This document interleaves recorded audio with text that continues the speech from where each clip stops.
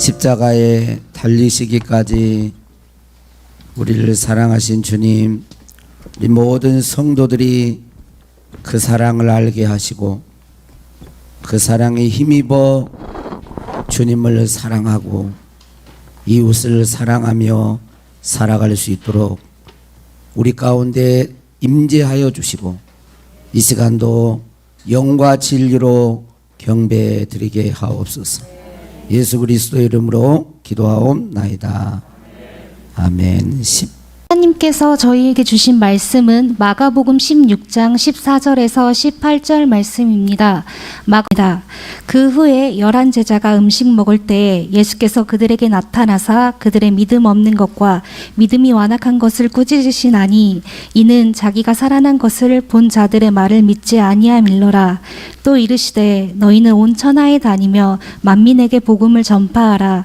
믿고 세례를 받는 사람은 구원을 얻을 것이요 믿지 않는 사람은 정죄를 받으리라.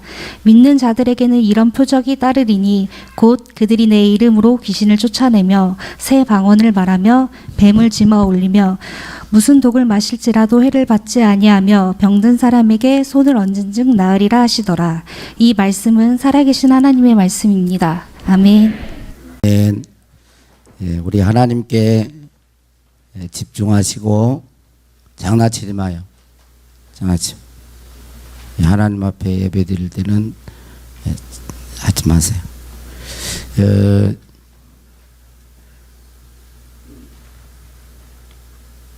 영과 진리로 예배 드리는 자를 하나님이 기뻐하세요.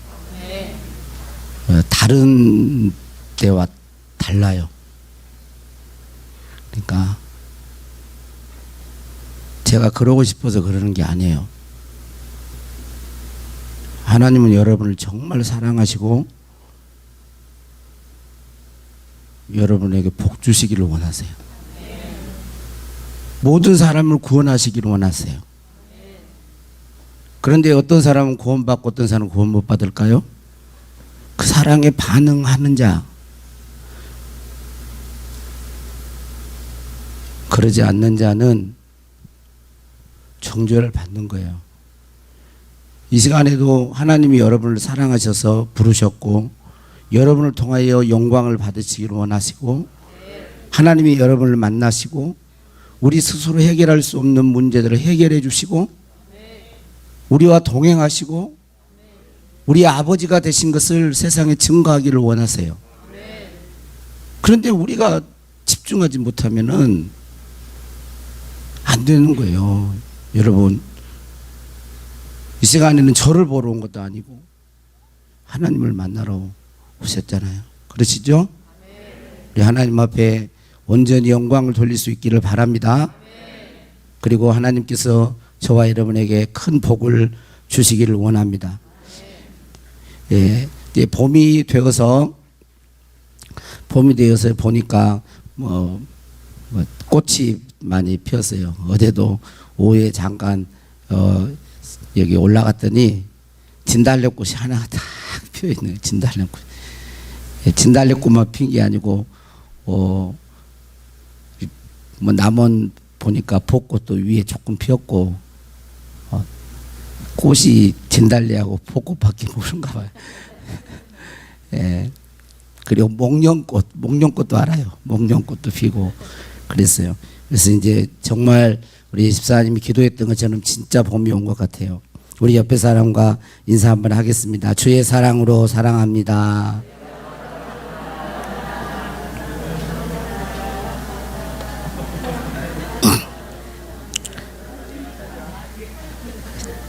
주보에다가 이렇게 실어놨는데 봄이니까 봄에 관련된 시를 좋은 글을 안에다가 실어놨어요. 그래서 한번 먼저 읽겠습니다. 정호승 시인이 쓴 시인데 봄길이라는 시예요. 길이 끝나는 곳에서도 길이 있다. 길이 끝나는 곳에서도 길이 되는 사람이 있다. 스스로 봄길이 되어 끝없이 걸어가는 사람이 있다.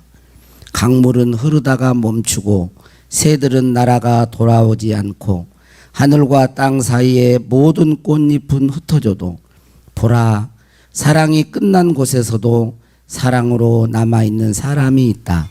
스스로 사랑이 되어 한없이 봄길을 걸어가는 사람이 있다. 이 정호승 시인이 기독교인지 아닌지는 잘 모르겠어요. 근데 이 시를 읽는 가운데 유난히 이렇게 마음에 와 닿는 구절이 있었는데, 보라 끝부분 보라 거기 보면 사랑이 끝난 곳에서도 사랑으로 남아있는 사람이 있다. 스스로 사랑이 되어. 참 이 말이 사랑이 끝난 곳에서도 사랑으로 남아있는 사람이 있다. 스스로 사랑이 되어. 이걸 읽을 때 예수님 생각이 나는 거예요. 예. 예수님 사랑. 아, 그렇구나. 예수님은 사랑으로 남아있는 스스로 사랑이 되어. 여러분, 예수 그리스도의 사랑을 알고 예수 그리스도의 사랑을 실천하는 그리스도인들이 되기를 주의 이름으로 축복합니다. 사랑, 그리스도인의 가장 아름다운 덕목은 사랑이에요. 사랑. 사람들은 이기적인 사랑을 하죠. 그러나 우리 주님은 이기적인 사랑을 하지 않아요. 자신의 몸과 생명을 내어주신 사랑이에요. 그게 사랑의 모델입니다. 이제 우리 교회는 지금 성경 통독을 지금 하고 있어요. 성경 통독을 하는데 이렇게 일독하신 분들은 나와서 이제 모여서 서로 나눔을 갖고, 또 일독을 이제 하신 분들은 또 이제 성경을 집에서 계속 읽도록 이제 삼독반을 해가지고 이렇게 읽습니다. 근데 전에는 저도 이제 일독을 했기 때문에 계속 일독을 하면서 또 설교할 때 또 뭐 책을 볼 때 이런 식으로 성경을 이제 봤어요. 근데 삼독을 하려고 하니까 계속 그 같은 성경을 뭐 출애굽기면 출애굽기를 계속 봐야 되는, 이번에는 이제 신명기 이제 이번 주에 읽는데 계속 3번을 읽어야 되는 거예요. 새벽도 갔다 와서 또 읽고 계속 이제 집중해서 일주일 동안 3번을 읽다 보니까 교인들이 삼독을 하는데 나는 조금도 뭔가 좀 차별 좀 그렇게 하는 마음이 좀 생겼어요. 그래서 구약만 읽는 게 아니라 구약 예를 레위기서를 읽으면 그다음에 신약 성경은 누가복음을 읽고 이런 식으로 했어요.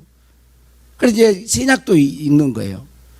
근데 마가복음을 이렇게 쭉 읽는데 3번을 연거푸 이렇게 읽는데 전에는 안 들어봤던 성경 말씀이 싹 들어오는 거죠. 그래서 마가복음 16장은 특별히 믿는 자들의 이러한 표적이 따르느냐 하면서 막 그런 말씀이 들어왔는데, 이번에 3번을 읽을 때는 그 말씀도 이제 물론 아는 말씀인 게 좋지만 11절에 있는 말씀이 싹 들어오는 거예요. 11절. 자, 14절. 14절에 있는 말씀 한번 우리 14절에 있는 말씀 한번 읽겠습니다. 자, 시작. 그 후에 11 제자가 음식 먹을 때에 예수께서 그들에게 나타나사 그들의 믿음 없는 것과 마음이 완악한 것을 꾸짖으시니 이는 자기가 살아난 것을 본 자들의 말을 믿지 아니할밀러라 하는 이 말씀. 예수님의 11 제자가 음식을 먹고 있는데 예수님이 나타나가지고 그 제자들을 꾸짖었다는 거예요. 제목을 정할 때도 참 힘들었습니다. 예수께서 꾸짖으시니 좀 소망을 주는 말씀 이렇게 해야 되는데 100번을 망설였어요. 근데 예수님은 뭘 꾸짖었다는 거예요? 그치. 예수님이 꾸짖는 것은 다른 게 아니에요. 예수님이 꾸짖는 것은 믿음 없는 것과 마음이 완악한 것을 꾸짖었다는 거예요. 그 말씀이 들어온 거죠. 그전에는 읽어갔는데 예수님이 꾸짖으신 게 있구나. 믿지 않는 것, 예수 그리스도를 믿지 않는 것, 예수 그리스도의 부활을 믿지 않는 것, 그것을 꾸짖고 마음이 완악한 것을 꾸짖으셨구나. 여러분 교회 다닌다고 다 믿을 것 같습니까? 교회를 다녀도 예수님을 믿지 않는 자들이 있습니다. 이제 교회 나와서 신앙이 아직 교회가 뭔지, 말씀이 뭔지를 모르고 이제 믿어보려고 나오신 분들도 있죠. 그런데 불행하게도 오랜 시일이 걸렸어도 10년, 20년 신앙생활했어도 예수 그리스도를 믿지 않고 예수 그리스도를 믿지 않는 자들이 있다라는 거예요. 그것을 예수님 마음이 완악하다고 했고, 마음이 완악하기 때문에 믿지 않는 것이라고 말씀하고 있는 것입니다. 오늘 예수님께서 14절에 그들을 꾸짖었다고 했는데 그들이 누굽니까? 예수님의 11제자예요. 3년 동안 예수님을 따라다녔고 예수님의 말씀을 들었고 예수님이 행하시는 놀라운 기적들을 눈으로 보았어요. 십자가에 달릴 것도 말씀하셨습니다. 사흘 후에 다시 3일 후에 살아날 것도 말씀하셨어요. 그리고 실제로 예수님은 부활하셔서 그들에게 나타나셨어요. 부활을 목격한 자들이 그 말을 증거했습니다. 그래도 그들은 믿지 않았어요. 그것을 예수님은 꾸짖고 책망하신 것입니다. 여러분은 어떻습니까? 여러분은 예수님을 믿습니까? 예수님의 부활을 믿습니까? 예수 그리스도의 부활을 목격한 자들의 증언을 믿습니까? 목격한 자들의 증언이 성경에 기록되어 있는데 그걸 믿습니까? 사도행전 17장 31절의 말씀에 보면 이렇게 되어 있습니다. 이는 정하신 사람으로 하여금 천하를 공의로 심판한 날을 작정하시고 이에 그를 죽은 자 가운데서 다시 살리신 것으로 모든 사람에게 믿을 만한 증거를 주셨음이니라 하니라 그랬어요. 천하를 공의로 심판할 날을 작정하시고 죽은 자 가운데서 살리신 예수 그리스도의 부활을 통하여 믿을 만한 증거를 주었다는 거예요. 누구를 믿어야 되는가? 누가 구원자인가? 증거로 보여준 것이 뭐예요? 예수 그리스도의 부활인 것입니다. 예수 그리스도는 부활하셔서 우리와 지금도 그 영으로 함께 하시는 것입니다. 그러니 우리는 무엇을 믿어야 됩니까? 로마서 10장 9절에 내가 만일 내 입으로 예수를 주로 시인하며 또 하나님께서 그를 죽은 자 가운데서 살리신 것을 내 마음에 믿으면 구원을 받으리라 그랬어요. 우리가 믿는 것은 예수 그리스도가 나의 주요, 그리고 예수님이 부활하신 것을 믿는다는 거예요. 예수 그리스도의 부활하신 것을 믿는 자가 구원을 받게 되는 것입니다. 예수님의 부활을 믿는다는 말은 예수님이 나의 죄를 대속하시기 위해서 십자가에 지셨음을 믿는 거예요. 예수 그리스도의 십자가의 복음이 증거되는 곳에서는 그렇게 예수님이 우리의 죄를 대속해 십자가에 죽으셨습니다라고 말을 그것만 증거한다 할지라도 그 뒤에 예수님의 부활을 믿는 거예요. 그러니까 우리가 예수님을 믿는 것은 예수님의 십자가의 죽으심, 예수 그리스도의 부활, 예수 그리스도의 다시 오심을 믿는 것입니다. 이런 믿음에서 여러분 굳건하게 서고 흔들리지 않기를 주의 이름으로 축복합니다. 둘째, 그러면 믿음의 결과가 뭐냐는 거예요. 믿음의 결과. 내가 믿었어요. 그럼 믿음의 결과, 믿음의 복, 믿음의 결과가 뭐냐? 두 가지예요. 하나는 구원, 그 다음에 표적이 따르는 것이에요. 따라서 합시다. 구원과 표적이 따르는. 이게 왜냐하면 성령이 의도하시는 것이 있거든요. 성령이 이렇게 의도하시는 게 있어요. 여러분 그렇죠? 여러분과 이 부모와 이 자녀와의 관계를 가만히 보면 이렇게 그 부모가 이렇게 의도하는 게 있죠. 근데 자녀들이 이렇게 안 따라오고 그러면 답답하죠.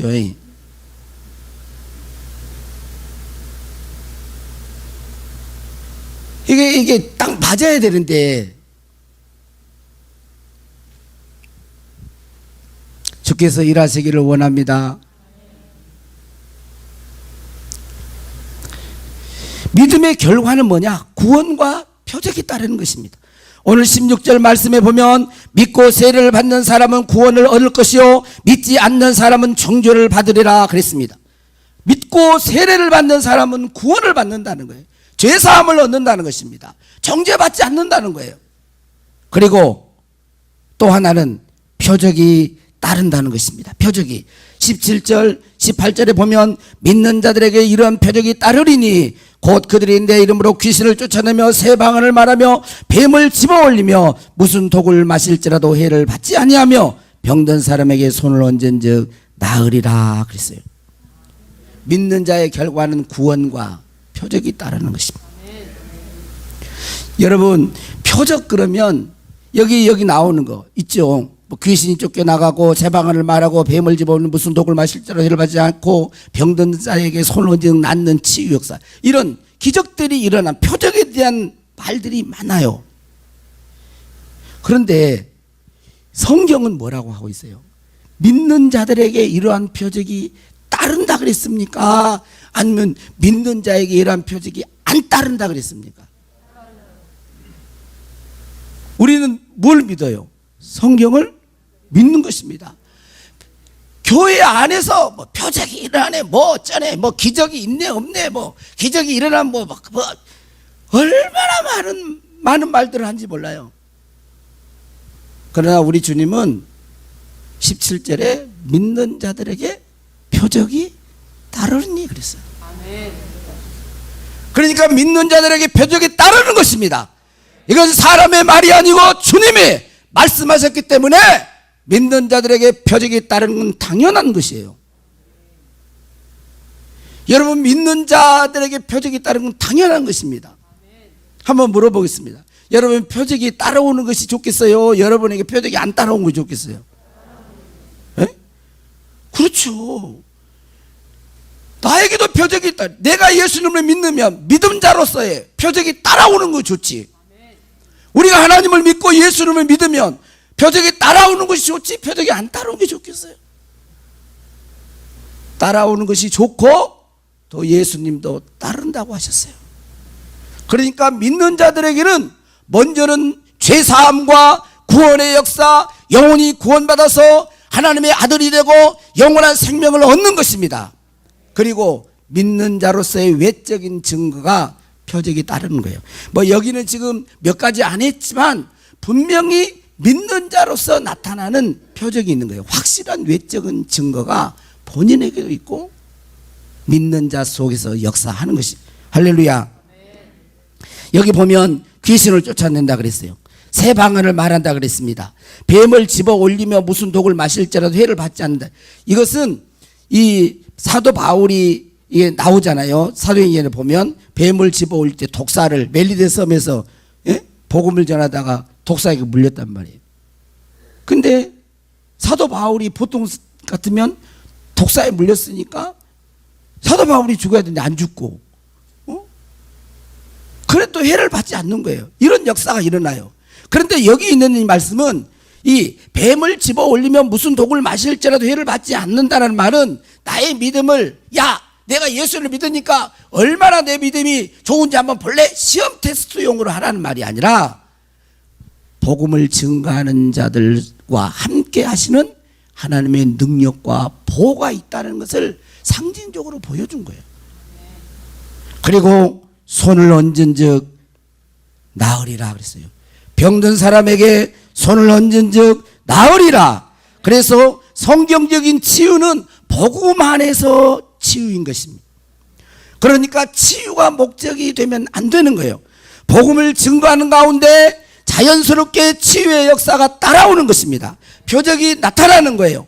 치유도 상처가 치유되는 것이 있고 마음이 치유되는 것이 있고 생각이 치유되는, 성격이 치유되는 것도 있고 육신의 질병이 치유되는 것도 있어요. 치유도 많아요. 멀쩡한데 여러분 정신분열증과 귀신 들림이 공통점이 있어요. 귀신 들린 사람도 목적도 없이 돌아다닙니다. 정신분열증도 목적수 없이 돌아다녀요. 그리고 공통점이 있어요. 그런 게. 근데 이거 잘 분별해야 되거든요. 또 환청을 듣습니다.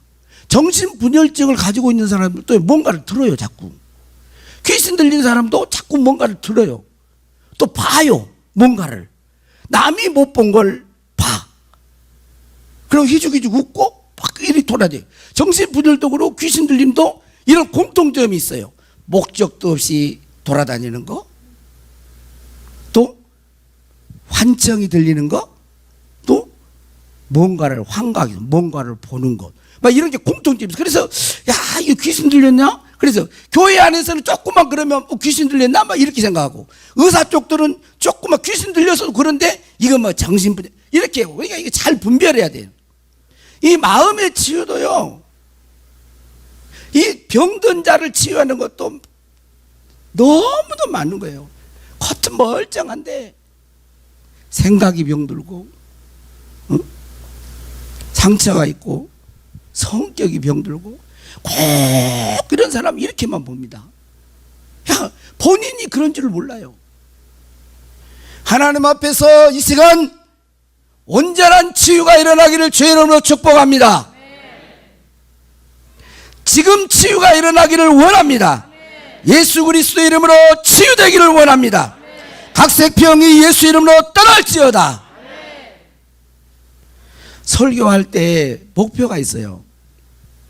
설교할 때 다른 분들도 그러겠지만 가장 1차적인 것은 뭘까요? 진리를 올바르게 선포하는 거예요. 하나님의 말씀을 문맥에 따라서 여기가 이 말씀이 잘 관찰하고 이 말씀이 어떤 뜻인가를 잘 해석하고 시대에 잘 맞게 적용해서 이걸 진리를 올바르게 잘 선포하는 것. 이게 설교의 1차적인 거죠. 그러나 한 단계 더 뛰어넘어서 저는 그건 가장 기본적으로 하는 것이고, 저는 말씀이 선포될 때 나는 성도들과 저에게 실제로 그것이 경험되기를 원해요. 예를 들어서 원수를 사랑하라 라고 설교하는 그 설교의 메시지가 선포된다면 우리 안에 남을 미워하고 증오하는 마음을 가졌다 할지, 설교를 원수가 뭐고 용서가 뭐고 막 이렇게 잘 이렇게 해서 논리적으로 정연하게 해가지고 이걸 잘해서 그렇구나 라고 설득하는 정도가 아니라 실제로 설득당해야 되고 진리 안에서 설득당해야 되고, 할렐루야. 그뿐만 아니라 내 마음의 미움과 증오가 사라지고 그 영혼이 불쌍히 여겨지고 예수님의 사랑이 나를 통해 흘러가고,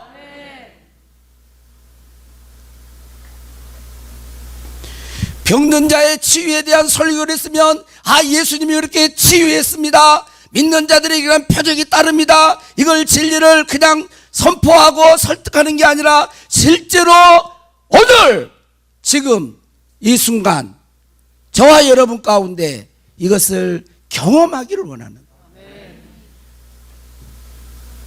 그래서 기도의 제목이, 새벽에서 기도의 제목이 하나님 주님의 온전한 통로가 되게 해주세요.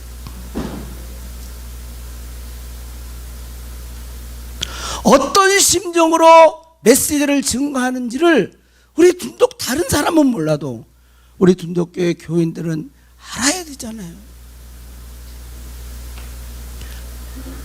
설교자를 통해서 주님의 마음을 읽고 주님의 메시지를 듣고 그 말씀이 실제 내 삶 속에 경험되고 체험되어서 풍문으로 듣는 예수님이 아니고 누군가에 의해서 들려지는 그런 복음이 아니고 실제로 그 복음과 내가 만나서 경험되어지고 체험되어서 나에게도 간증이 있습니다. 이런 체험이 있습니다. 믿는 자들에게 표적이 따른다고 했는데 이런 것들을 제가 경험했습니다.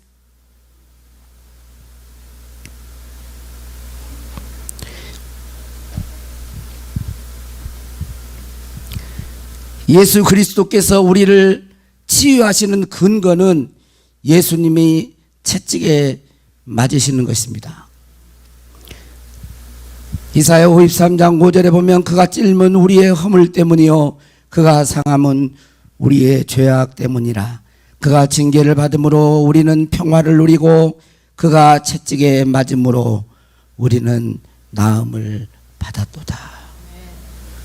우리가 치유받은 근거는 뭐예요? 예수님이 채찍에 맞으십니다.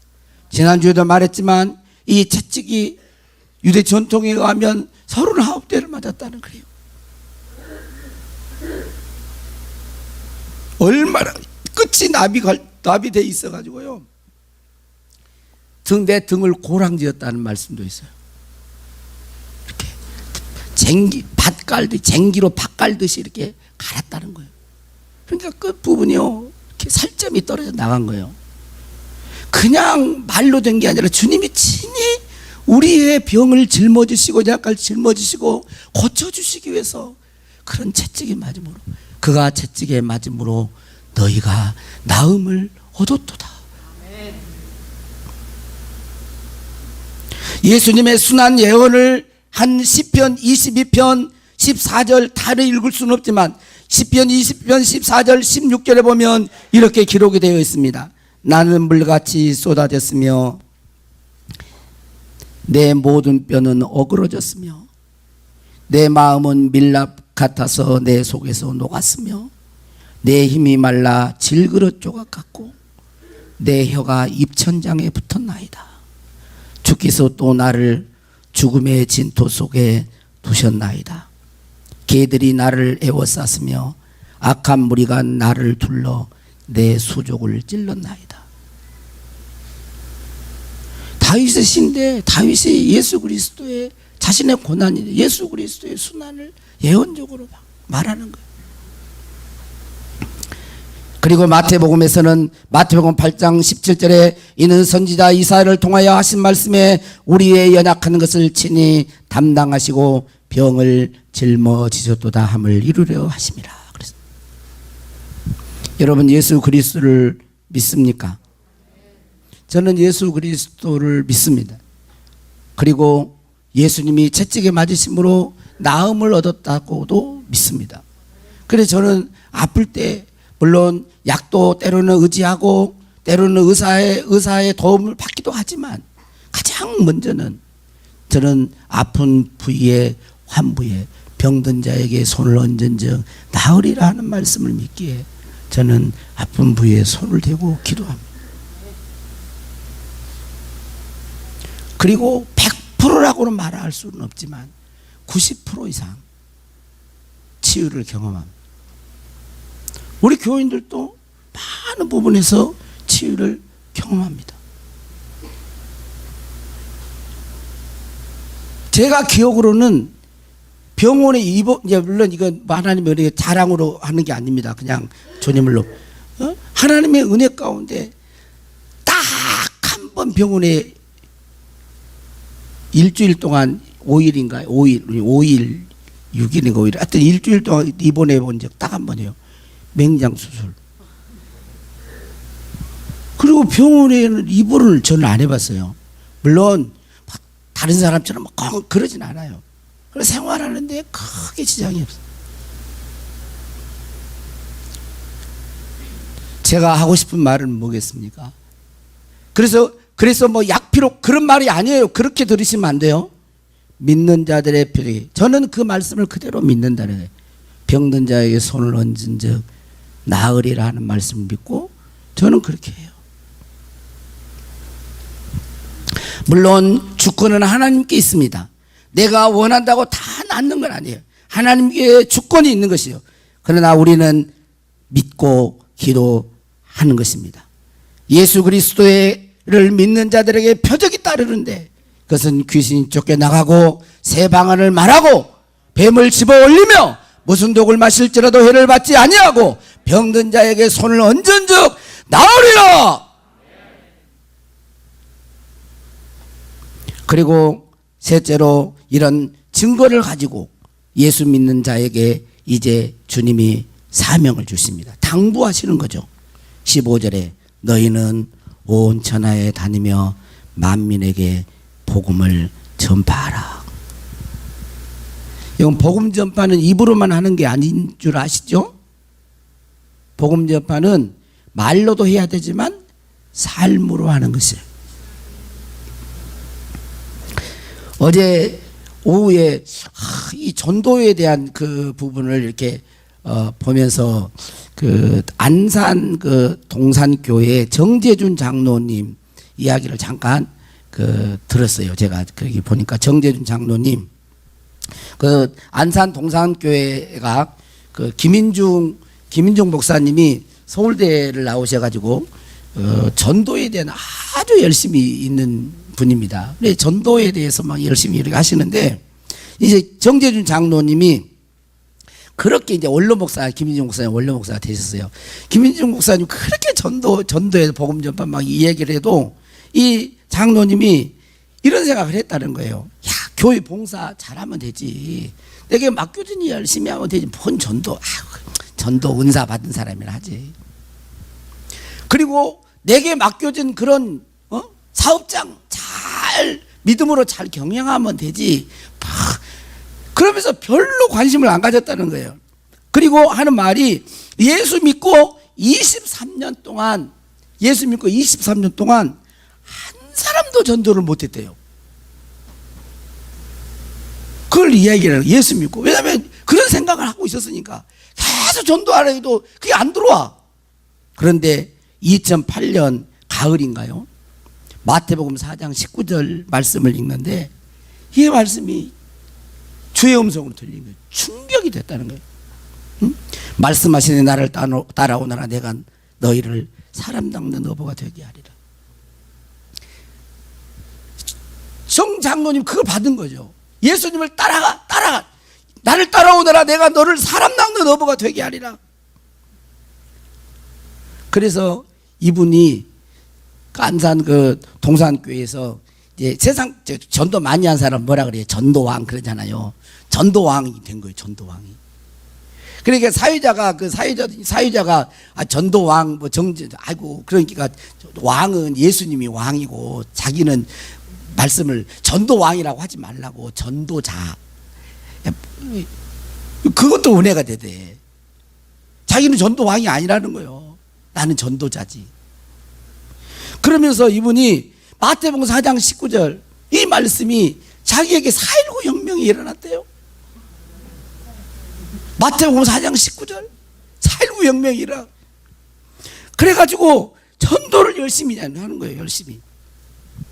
그리고 자기 자신의 신앙을 점검해 보니까 예수 이 전도 4.19 혁명이 일어나기 이전과 이후의 자기의 삶을 점검해 보니까 그 이전의 삶은 예수님께 하나님께 계속 뭘 막 달라고 했대.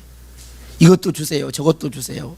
그리고 스스로 뭐라 그러냐면 자기가 무슨 신자냐면 정장미 지어뒀구만. 성가대 오늘은 보면 안 돼요. 눈 감으면 이제 다 보여. 다 봐. 그러니까 뭐라 그러냐면 자기가 그래 예수님께 왜 조르기만 했대요. 그래가지고 자기가 졸라신자 돼. 하나님 이거 주시면 주의 영광을 위해서 하나님 나라의 확장을 위해서 뭔가를 주의 열심히 일할게요. 막 말은 그렇게 했는데 주니까 다 자기만 위해서 썼더래. 실제로는.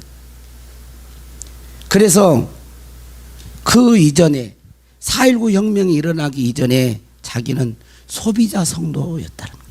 소비자 성도.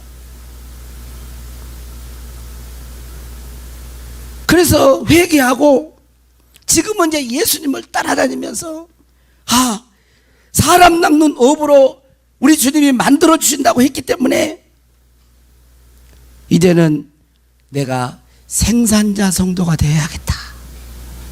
생산자 성도. 전도자로 살고 싶다는 거예요. 그 전에 소비자 성도였는데 저도 은혜가 되더라고요.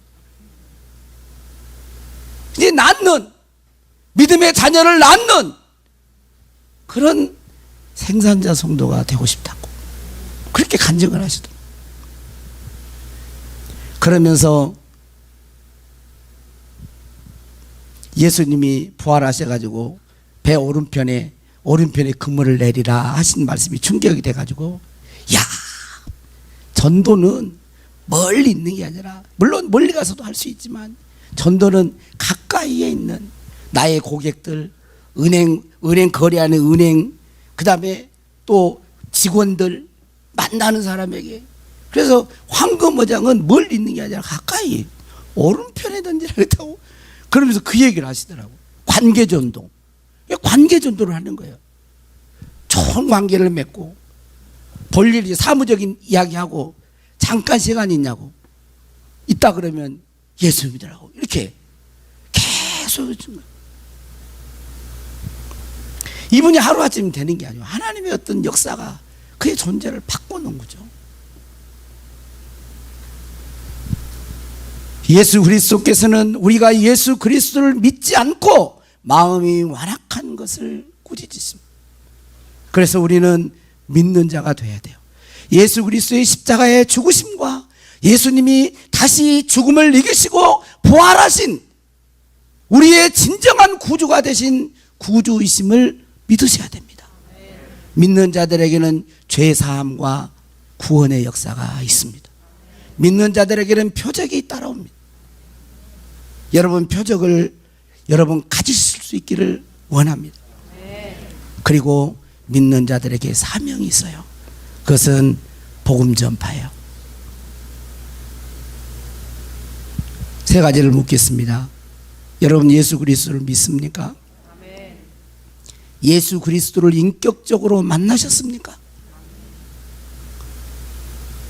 예수 그리스도를 사랑하십니까?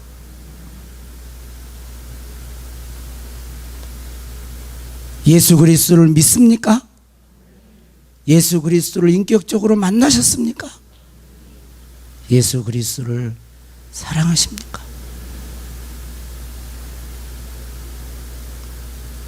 이 세 가지 질문에 우리 모두가 아멘 할 수 있기를 바랍니다. 성령의 불길하고 주님 보좌 앞에 나아가 이 찬양 기도 시간에 우리 기도하는 마음으로 주님 보좌 앞에 나아가 그 찬양을 하겠습니다. 먼저 우리 성령의 불길, 이 성령의 불길은 우리가 힘있게 우리 찬양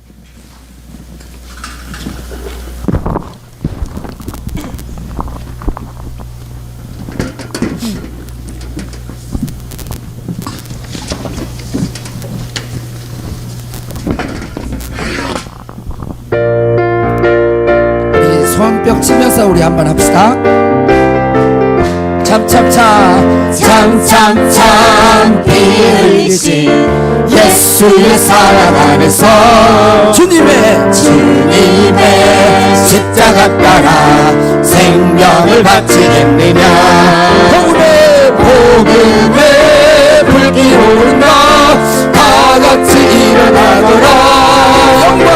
영광의 주님의 나라 다 같이 참여하리라. 성령의 불길 성령들이여. 성령의 불길 성령들이여. 온전한 세계 만방에 퍼지라 성령의 불길. 성령의 불길 성령불이여. 성령의 불길 성령불이여. 온전한 세계 만방에 퍼지라 성령의 불길. 참참참 들려오는 구원의 큰 소리에 복음을 전파하려면 이 생을 각오하느냐. 구원은 성도들에게 진리로 더이로다. 우리는 천국에 가서 영생의 꽃이 되리라. 아멘. 성령의 불길 성령불이여. 성령의 불길 성령불이여. 온전한 세계 만방에 퍼지라 성령의 불길. 아멘. 성령의 불길 성령불이여. 성령의 불길 성령불이여.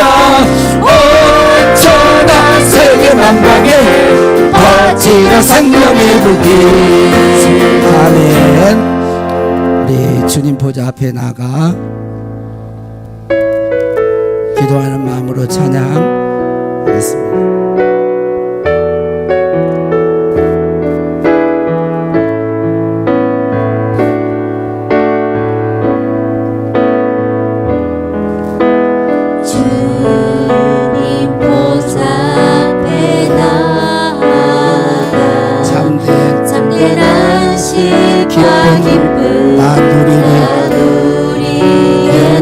경배하며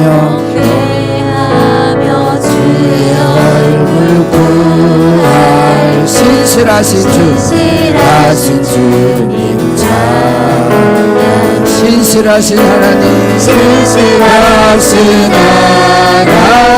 하나님 앞에 나가십시다. 신실하신 주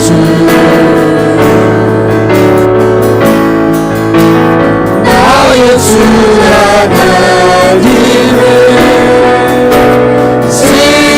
신실하신 주님. 기도 들으시는 2절.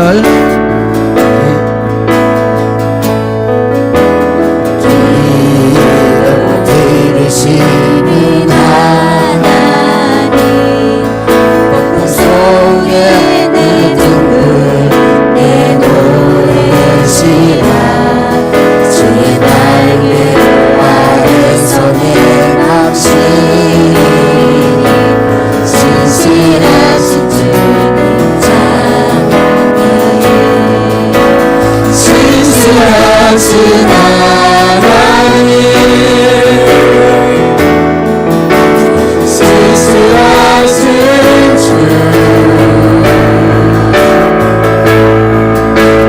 나의 주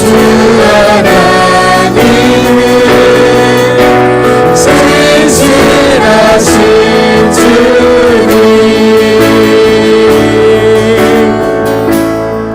3절 평화 내려주신 하나님, 나로 고통받는 자를 위로하게 하소서. 나의 평생에 주의 사랑을 전하리. 신실하신 주님 찬양하리. 신실하신 하나님, 신실하신 주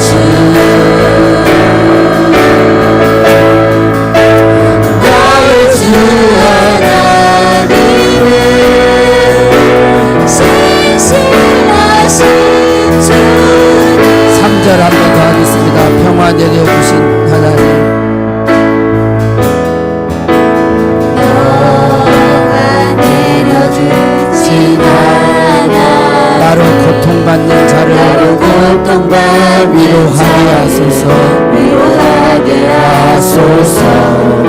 나의 평생을 주의 사랑을 전하리. 신실하신 주님, 신실하신 주님 찬양하리. 신실하신 하나님, 신실하신 주 나의 주 하나님의 신실하신 찬양, 나는 찬양해 주시고 우리 교인들을 두 손으로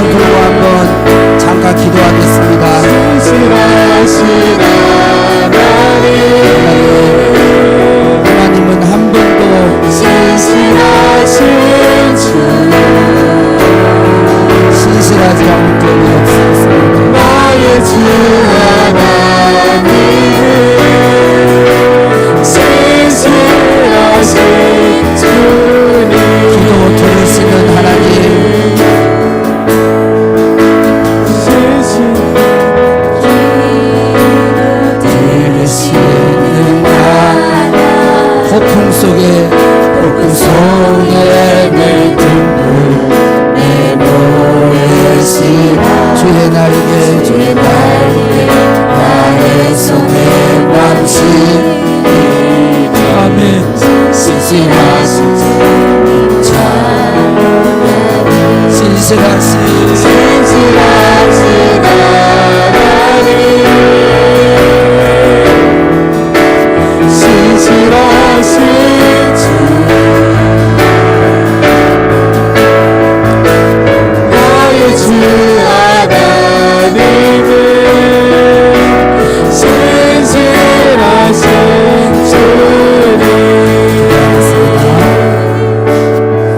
하나님 아버지,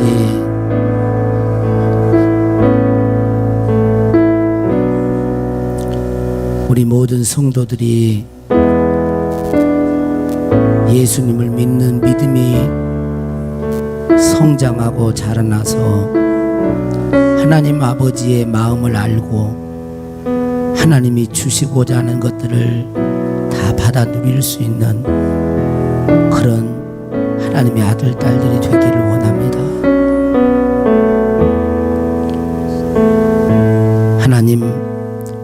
하나님의 자녀인 우리들이 하나님을 답답하게 하고 하나님의 마음을 아프게 하고 하나님의 마음과 그릇되게 살아가지 않도록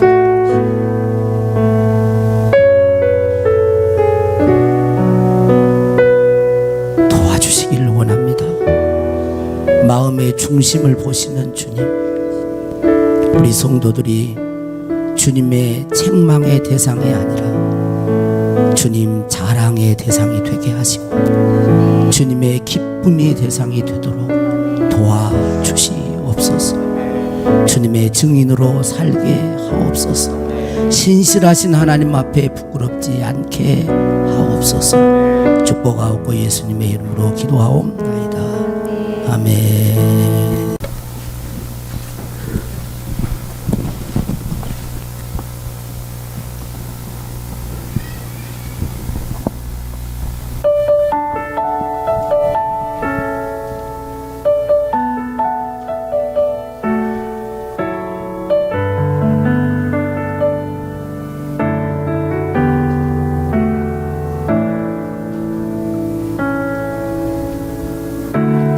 내가 사마리아에 가는 이유는 그곳에 울고 있었던 내가 있어서 햇볕이 따갑고 그늘도 없는 낮에 나는 기다렸단다. 내가 내게 오기를 아무도 찾지 않는 한낮의 우물가에 어젯밤을 다 잠든 내가 내게로 온다. 아무도 찾지 않는 한낮의 우물가에 이제껏 삶에 지친 내가 내게로 온다.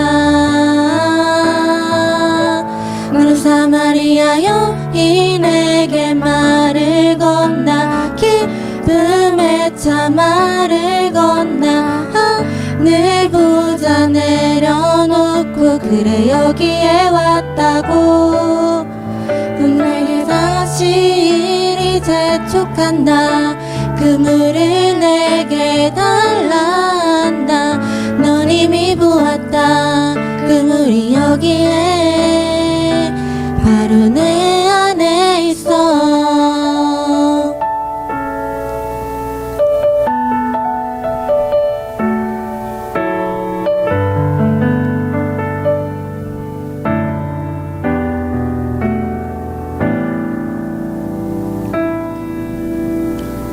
아무도 보지 않았던 내게,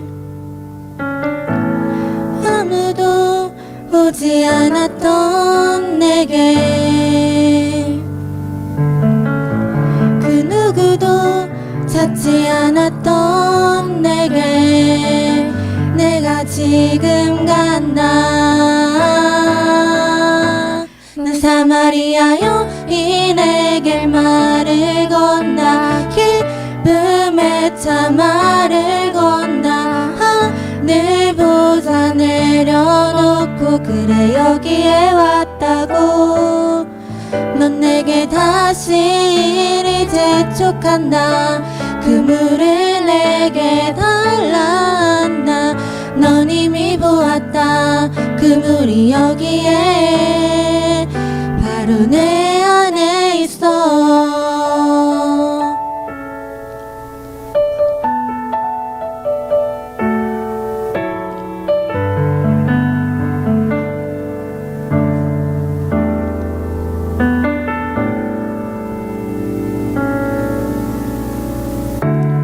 내가 사마리아에 가는 이유는 그곳에 울고 있었던